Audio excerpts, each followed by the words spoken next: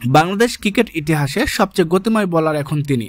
পাকিস্তানের বিপক্ষে ঘন্টায় 152 কিলোমিটার গতিতে বল করে তিনি এই রেকর্ডের মালিক হন। নাহিদের আগে এই রেকর্ডটি ছিল আরেক পেসার রুবেল হোসেনের দখলে।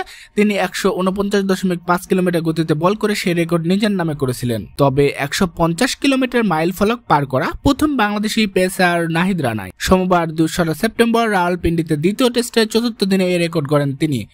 আগুন বোলিংয়ে এদিন 4 উইকেট শিকার করেন নাহিদ। এর সুবাদে বাংলাদেশ জয়ের সুবাস পাচ্ছে। বাংলাদেশ ক্রিকেট এর সকল আপডেট পেতে আপনার সময় ইউটিউব চ্যানেল এবং আমাদের ফেসবুক পেজটি ফলো করুন।